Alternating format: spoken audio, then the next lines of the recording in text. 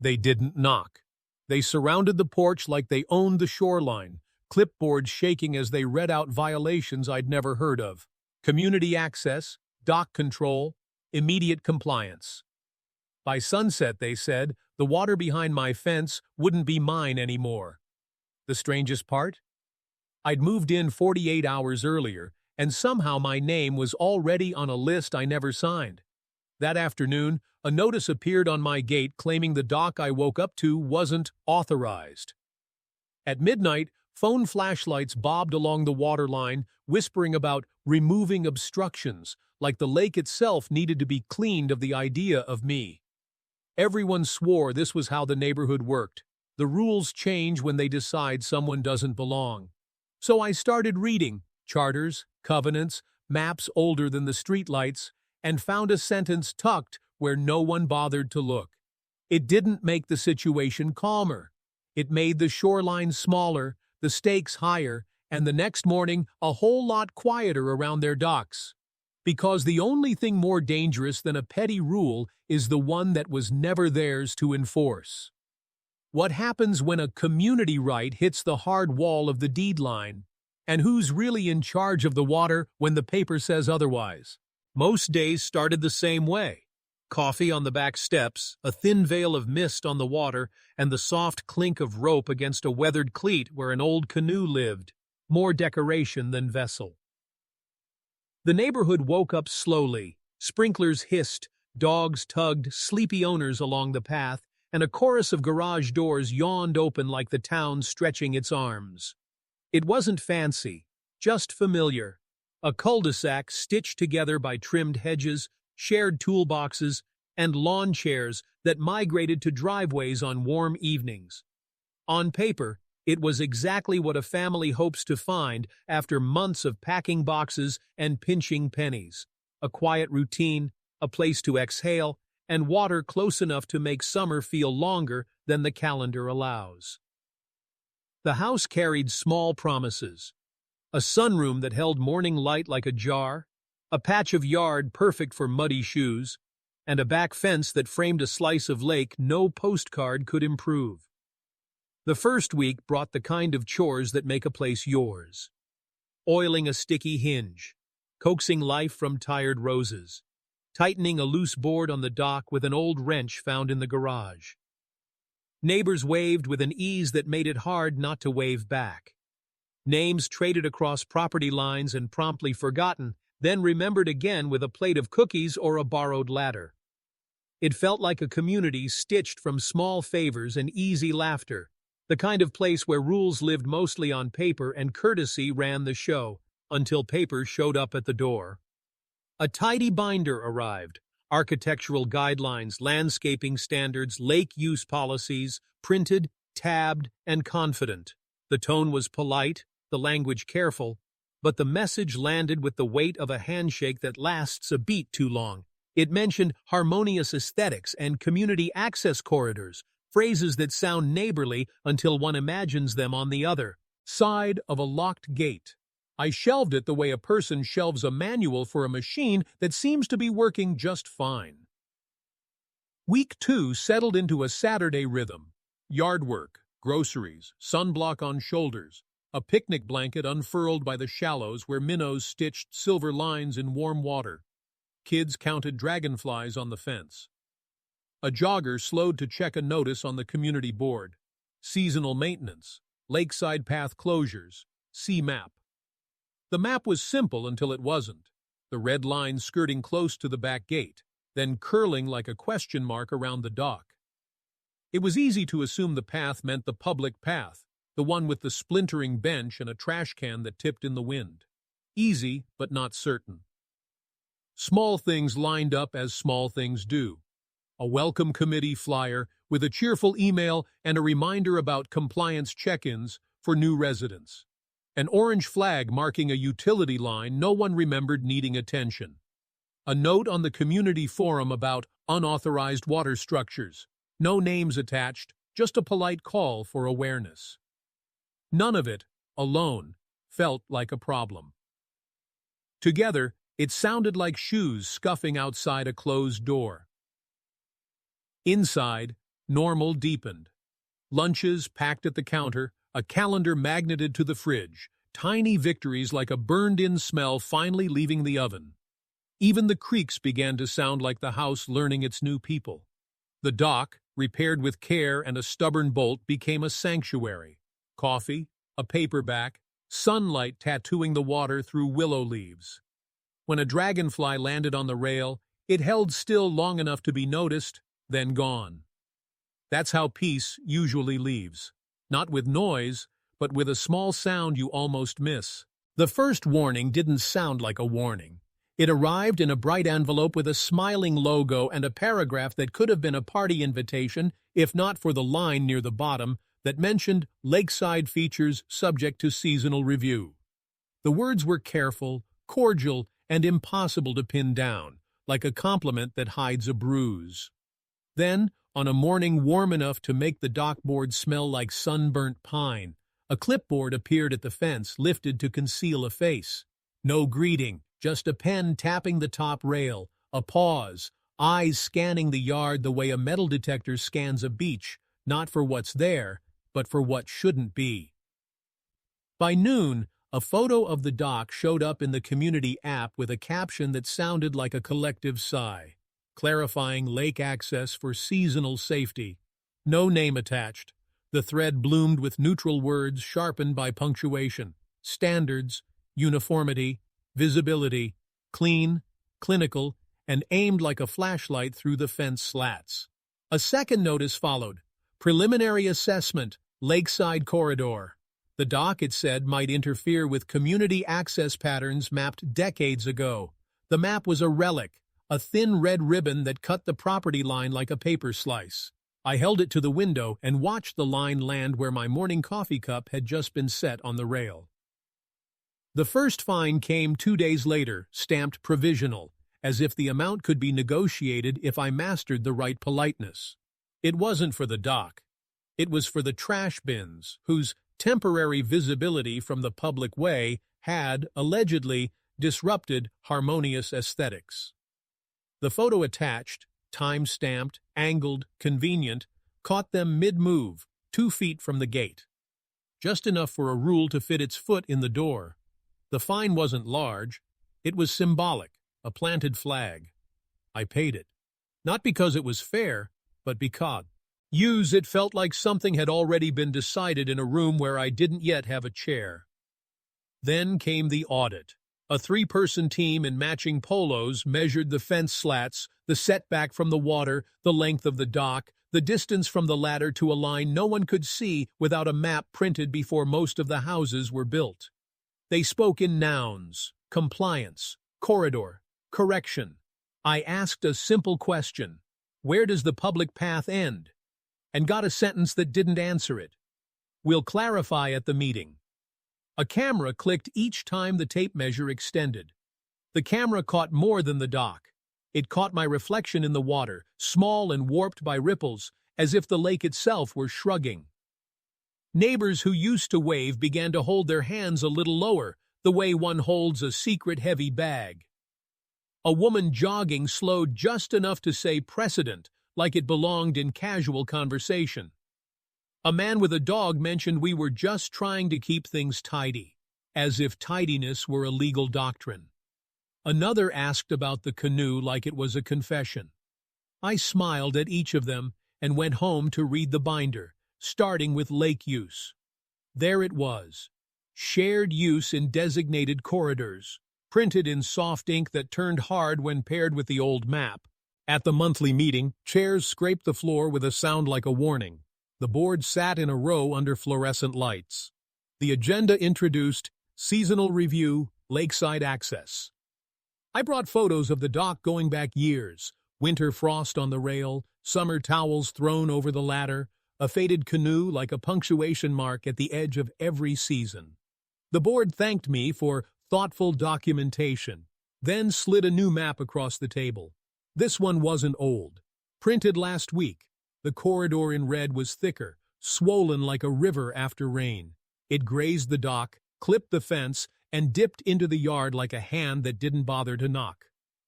A second fine arrived the next day, larger, and for a new offense. Obstruction of shared asset. The shared asset, according to the letter, was the view. The dock, they wrote, compromised visual continuity from designated vantage points. What vantage points? Which continuity? No answer. It did include a line that felt like a wire under the rug. Failure to remediate may result in additional enforcement actions, including but not limited to suspension of amenities. I laughed once, short, humorless. Language had confused itself with authority. I started keeping a log. Every visit, every photo, every conversation that began with just a quick question and ended with a note in a file. Dates, times, tones, snapshots of corridor flags planted so close to the fence they threatened the roots. A pattern emerged. Fines on Fridays, notices on Tuesdays, friendly reminders on Sundays, as if the week itself were a compliance machine. If pattern interrupts keep viewers hooked, patterns of pressure keep homeowners awake. I called the title office, then the county. The plat maps came in grayscale, crisp as winter. The property line held like a spine along the water. Easements were marked with a soft hatch, stopping short of the dock. A line in the deed mentioned access but not docking. Another document used the word riparian, which sounded like a bird, until I learned it meant rights rooted in the shoreline itself, exclusive rights to reach navigable water and maintain docks for access and navigation within reason. An easement grants access, not ownership. Cliffhanger. I found a sentence in a 1920s covenant that no one at the meeting mentioned, a sentence that drew a distinction between access for enjoyment and structures for control. It was small, quiet, and explosive. Before sharing it, I made copies and sealed one in an envelope for a neighbor known to be fair. On the public pier that evening, a new notice waved. Temporary closure, lakeside corridor, maintenance. The closure ended at my fence and began at a neighbor's dock 2 doors down, the one the board never mentioned. Selective enforcement stopped being a suspicion and became a spreadsheet.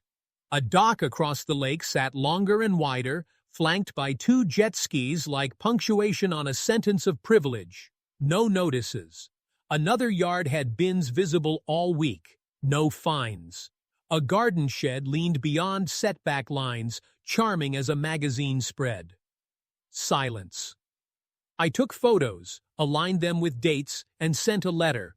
Kindly provide the standards, dates of adoption, applicable maps, and evidence of uniform enforcement. The reply was 3 lines. Thank you for your engagement. Your concerns will be reviewed. Please remit the outstanding balance to avoid escalation. The word finally appeared in daylight. Escalation.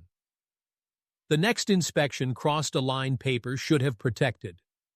A board member stepped through the side gate without notice and left footprints on the mulch, a constellation of trespass. When confronted, they gestured toward the water, verifying measurements for community safety. Later that afternoon, a fresh violation appeared. Non-compliance with inspection protocol. Inspectors creating violations by inspecting. At dawn, I walked the public side and met an older man tying a boat at the community pier. He remembered when the path was a path, not an excuse. He remembered the original owner parceling easements like ribbons, limited, specific, respectful. He remembered a lawsuit no one mentions in meetings. Ask for the original grantor's intent, he said. If they can't show it, they can't stretch it. Back home, I underlined a sentence. Intent governs the scope of easements. Access easements don't automatically confer docking rights unless expressly granted. The board escalated. Amenities suspended pending compliance. Pool fob dead. Gym access denied. The email framed it as temporary, curative, routine, the day after I requested enforcement records and minutes. Retaliation isn't always shouted. Sometimes it's scheduled. My letter back was ice over fire. Please advise how amenity suspension serves a compelling safety interest given the alleged visual obstruction. A neighbor, the fair one, slipped an envelope under my door. Inside, her own violation notices, identical phrasing and timing, back when she'd asked about drainage on a board member's property. The pattern wasn't personal, it was procedural. I scanned the documents and added them to the log. The story had stopped being a private pain. It had become a map of pressure points. Question, punish, isolate, repeat. Then came the courtesy offer. Remove the dock voluntarily, and the fines would be forgiven. The letter called it neighborly. It felt like a demand wearing a cardigan. If they wanted the dock gone without a ruling, maybe they feared what a ruling would clarify. Maybe corridor was a word chosen to avoid the words they couldn't defend, take and trespass. I hired a surveyor. He arrived with stakes, flags, and the calm of a person who trusts math. He traced the property line to the inch, set markers where the board's map had wandered, and printed an overlay that made the red corridor look like a mistake grown proud. "This line doesn't move because someone wishes it to," he said at the water's edge. The survey went into the packet for the special meeting. So did the deed language, easement scope, and photos of the neighbor's sanctioned dock smiling at the hypocrisy. The special meeting felt like theater. New map on the wall, new script, sightline safety, equitable access, historic use. I stood, not to perform but to place facts where feelings had been masquerading as rules. The packet slid across the table with a soft weight that sounded, in that room, louder than any speech. A vote was called without emotion. Hands half raised, eyes down. The resolution, temporary removal pending legal review, passed. Temporary had become their shield. I breathed through the sting and handed out copies of the survey and a case law summary. A murmur moved through the room, small but real. That night, a message arrived from a board member, off the record. Check the 2009 amendment, page 6. The page limited path access to foot traffic and expressly barred placement of structures, except where expressly permitted adjacent to designated community lots. My property wasn't adjacent to a community lot. The permission didn't exist. The corridor had been, at least since 2009, a walk-way, not a reach. I drafted a demand for rescission of all violations and fines, citing the amendment, the deed, the survey, and appellate guidance. If rescission is not issued within 7 days, remedies will be sought for unlawful interference with riparian rights, selective enforcement, retaliation, and trespass. Options, not threats. The envelope went out certified. The lake pretended nothing had changed. Ducks kept their distance from the corridor flag like they understood borders better than people. The board questioned the surveyor's credentials, questioned my interpretation of community values, invited mediation, the kind where outcomes are pre-selected. I replied with one condition: mediation after rescission, not before. Silence. Then, amenity reinstatement pending good faith dialogue. The fob worked. The board had shifted tactics, not for peace, but because pressure had found a seam. The decision didn't come with a gavel. It came with a folding table, a microphone that hummed like a trapped insect, and a row of faces that had practiced neutrality in mirrors. The special meeting moved to the lakeside pavilion to accommodate interest, which meant everyone wanted to watch somebody lose. The board taped a new map to a corkboard, enlarged to distortion, the red corridor swollen into a territory no deed could recognize. People stood 2 deep, arms crossed, eyes expectant. The chair opened with a speech about community, values, and safety, each word polished until it reflected nothing. Then the findings were read. The dock encroached upon communal vista integrity, a phrase so careful it cut, and nowhere defined in bylaws, amendments, or code. I stood at the second sentence and felt the crowd lean in. There are 2 ways to fight here, louder or sharper. I chose sharper. A binder opened. Tabs like flags. On top, the 2009 amendment, page 6. Corridor limited to foot passage, structures only adjacent to community lots. Not mine.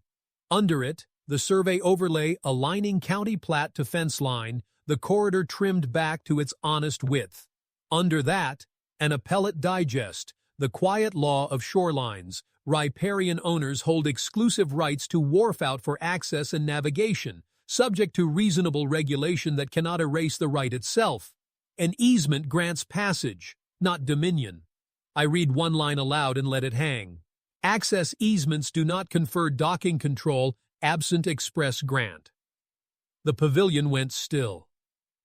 The chair smiled the way people smile when they're searching for the next script page. "We appreciate your research," he said, "but our responsibility is to ensure equitable access and safety." The word equitable floated like a lifeboat. I pointed to the neighbor's oversized dock across the water, printed in color with a date stamp, Listes, Ted in the packet under sanctioned structures, then to my dock with identical dimensions. "Equitable would look like this being a discussion over there, too," I said. "Selective enforcement isn't a paragraph. It's a picture." The vice chair tried tone. "We could have resolved this with better tone," she said, as if courtesy could amend a deed. "Better records will do," I answered, and slid a public records request receipt for enforcement logs and minutes.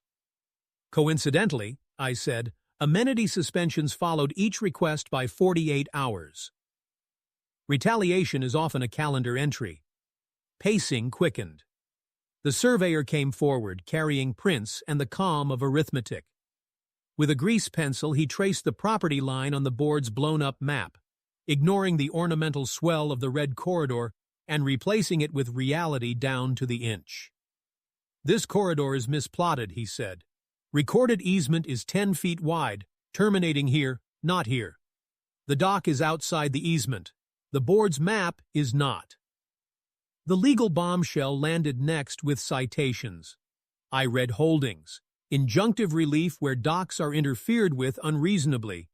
Riparian owners may erect and maintain docks for access so long as they do not unreasonably obstruct others' navigation. Intent governs the scope of easements. The developer's notes, scanned letters, limited the corridor to foot passage for leisure, not view policing or docking control. The crowd didn't gasp. It recalibrated. The chair tried procedure. "This is not a court," he said. "No," I answered, "but this will be." A draft complaint opened. Declaratory relief on easement scope, injunction against interference with riparian rights, trespass for unconsented entry, selective enforcement, retaliation, photos, maps, logs, amendment, neighbor comparisons, and a request for attorney's fees. People didn't need every line. They needed to see the spine. From the third row, the board member who had tipped me to page 6 spoke. "Ask them about the 2009 vote." Heads turned. "Out of order," the chair said. But the words were out. Order had moved. "We didn't have quorum," the member said. "We ratified later with a consent agenda." The consent agenda had buried the corridor limits until it didn't. I circled vista integrity on the whiteboard. Where is this defined? Silence. Which bylaw? Silence. Which safety code? A cough laugh in the back. Which rule authorized entry through my gate without notice? "Community safety," the chair said. I lifted a photo of footprints through mulch and a time-stamped violation created by the entry. Safety created its own offense. That's not safety. That's trespass. The chair proposed temporary dock removal pending committee review. Temporary had done enough work. I offered the only non-surrender. Rescind all notices and fines. Replace the corridor map with the recorded easement. Adopt a clear, published standard applied uniformly. Then review. A neighbor held up her old notices, same language, same cadence. Another pointed at the oversized dock across the lake. A third showed a photo of 2 board members redrawing corridor lines at dusk. Public humiliation wasn't the goal. It was the outcome when power refused correction. I made a motion from the floor, per bylaws with signatures collected, to rescind enforcement actions related to the dock, revert to the recorded corridor, and appoint an independent compliance reviewer for lakeside matters. The chair tried to reject the motion. The bylaws didn't let him. Hands went up. Not all, not even most, but enough to tilt the floor. The chair stalled. This is complex. The law is clear, I said. The surveyor tapped the real line. The off-the-record member said, "Fix it now." Then the pings, phones under the pavilion chiming like rain starting. The portal updated. Rescission of violation. Fine waiver issued. Corridor map under review. Amenity access restored. The chair called it a reconsideration in light of new information. Everyone else called it what it was without words. I closed the packet but left the filing draft on the table. If the map isn't corrected to the recorded easement and a uniform standard published within 5 business days, filing proceeds. If it is corrected, this packet becomes a training manual. No roar, just a collective exhale. The morning after the vote, the neighborhood felt different, not louder, quieter, like a house after the last guest leaves and the air settles back into the furniture it knows. Overnight, the maintenance crew repainted the corridor lines on the public path. Thinner now, honest to record, they stopped cleanly at the fence and didn't wander into anybody's life by accident or design. A fresh notice posted to the portal, correction to Lakeside Corridor Map, review of prior enforcement actions underway, arrived without commentary, the administrative voice of an institution finding its footing after tripping in public. The dock didn't return. It had never left, and that was the point. Right didn't depend on approval this time, it depended on proof. Neighbors walked differently along the water's edge, shoulders unlocked, glances less guarded than the week before, when everyone seemed to be pretending not to see a fight they couldn't stop. The fair neighbor, whose old violation letters had cracked the room open, waved from the path with relief that read as permission to relax, not surrender. A small group paused where corridor flags had once bit into the lawn and talked about repainting the shared benches. An ordinary conversation made newly possible because power had been made visible and then narrowed to where it belonged. Systems don't heal with apologies. They heal when boundaries are redrawn in ink everyone can read. By noon, more portal emails, rescission notices for prior fines, including the Vista integrity, absurdity, and the trash bin photo pulled from an angle only a zealot could love. Each rescission was short, unadorned, and strangely polite. The formality felt like a bow from far away, stiff and necessary. Amenity access fully restored, the next said, and the pool fob, dead for weeks, beeped green like nothing had happened, a small sound that still echoed. I took a victory lap not at the pool but on the path, footsteps aligning with the repainted corridor as if to teach muscle memory what the law had already taught on paper. Long-term change begins with new chores. The board posted a schedule for an audit of lakeside enforcement actions for the past 5 years, handled by an independent reviewer with credentials listed like a resume: surveying, land use, association governance. They invited homeowners to submit documentation of past violations and outcomes, and the inbox filled with decades of quiet aggravations: shrub cutbacks, color palette denials, midwinter courtesy notices that weren't courtesy at all. Patterns emerged in daylight where they had once coiled in private: Friday fines, Tuesday notices, Sunday reminders, a cadence of control that had been mistaken for community. Exposure is not spectacle when it's done right, it's inventory. The surveyor's overlay became the basis for a corrected corridor map attached to the minutes and filed with the county for alignment with reality, not memory. The independent reviewer recommended a lakeside standard written in plain language and paired with photos. Where a path ends, where a dock begins, which structures belong to shared lots, and which live with the owners who pay for them and salt them when winter makes everything slippery. The board adopted the standard with a recorded vote that didn't wobble.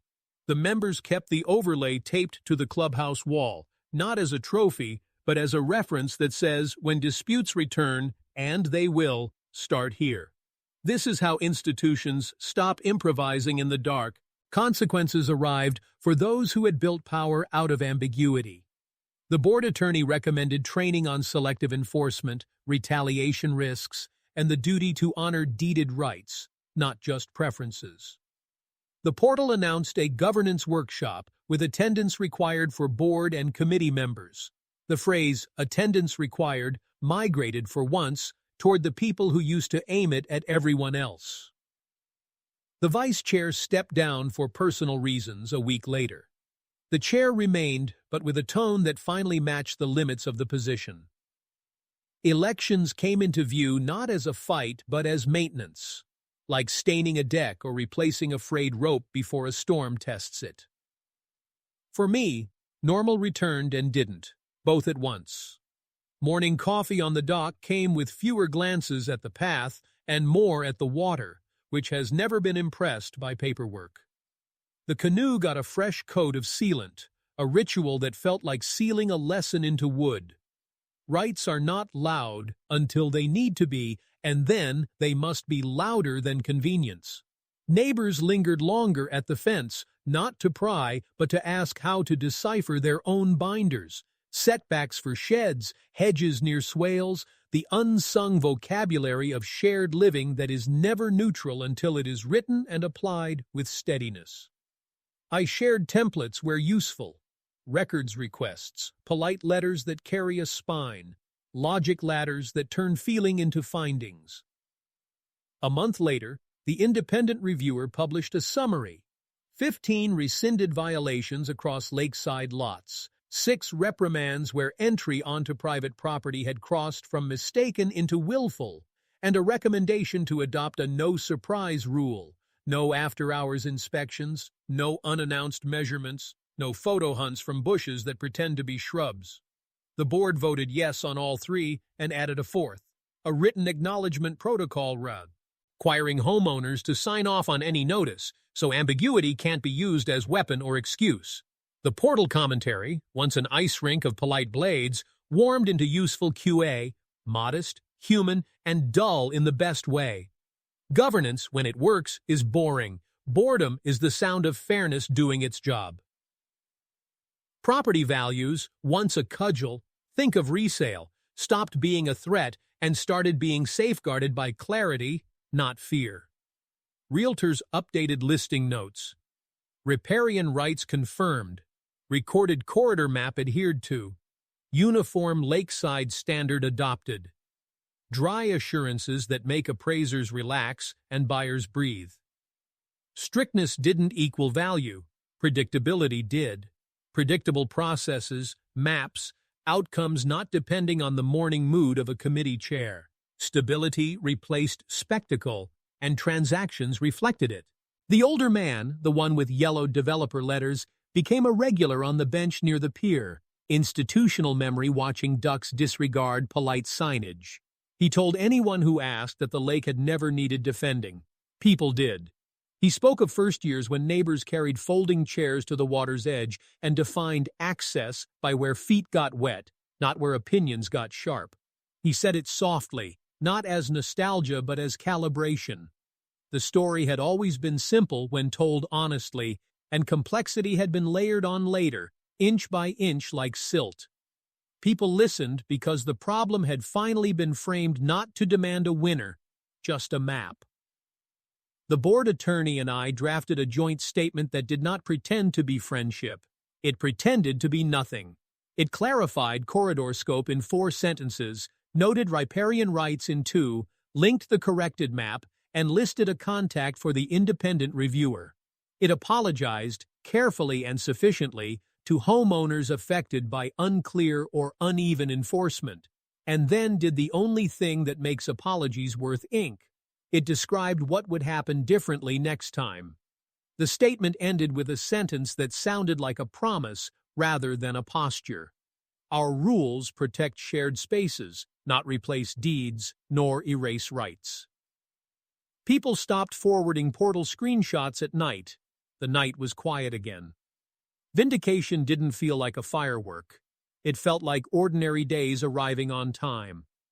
Dinner at the picnic table, dragonflies returning to the rail, the kayaks slicing water at sunrise without being watched from shrubbery with a camera phone that mistakes authority for hobby.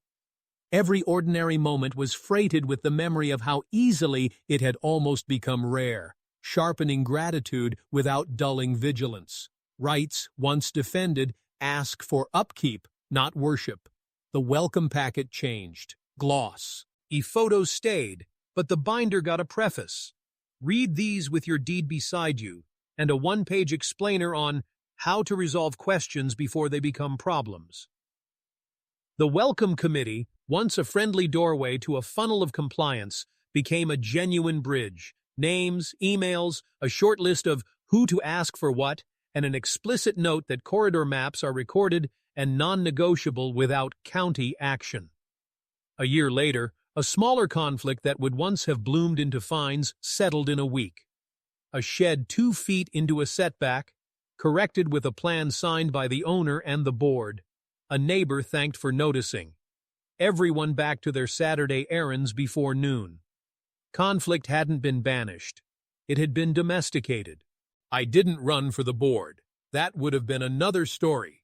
Instead, I led a 1-hour workshop twice a year called Know Your Lines, attended by 15 people the first time, 30 the next, and a quiet majority the third, because nothing attracts attendance like a lived example that ends with the bench staying where it belongs.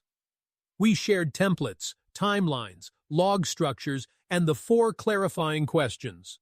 Show the bylaw, show the map, show the uniform application, and show the authority to enter my property. The workshop ended with the same line: clarity is neighborly.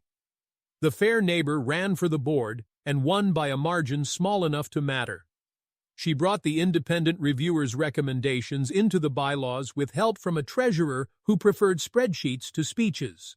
The off-the-record board member who pointed to page 6 stayed, survived awkward glances, and then proved that dissent inside a system can be loyalty when aimed at the truth, not at a person. The chair finished his term, quieter than he started. The best apology he offered was competence for the months after his authority shrank to fit its container. People noticed, approved, and moved on. There were ripples beyond the shoreline. A neighboring HOA requested the corridor standard and adopted it with edits for their pond that liked to pretend it was a lake.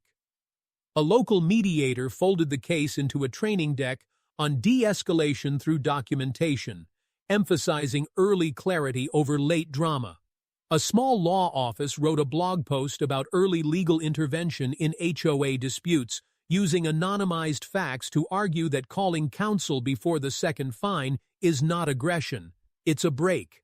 Comments didn't spiral. They compared notes, measured, precise, focused on process instead of personalities. The internet isn't always a mire, sometimes it's a filing cabinet. As for the lake, it kept its opinions to itself. Spring swelled into summer. The dock held children's towels the way it had held case law, and the fence caught more ivy than gossip. The corridor line faded and was repainted, faded and repainted again, as all honest lines must be. Sunlight and feet wear even the fairest boundaries down. The ducks ignored the rules except for the ones that made sense to ducks, which might be the truest test of any policy ever written. Nobody tried to rename riparian rights into vista integrity again. Words returned to their jobs. A takeaway to carry forward. Rights require records. Memory is not an enforcement tool, and ambiguity is not a leadership style. Community rules exist to protect what is shared, not to annex what is private. Any standard that can't be applied uniformly is not a standard, it's a preference in costume. Early, calm intervention prevents spectacle.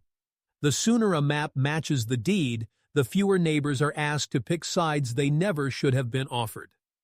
So, where does the line need repainting next? In policy, in process, or in how people talk when they think no one will check the map? Share the moment a rule either protected something that mattered or stepped where it didn't belong. And what changed when the line was redrawn in public, not in private.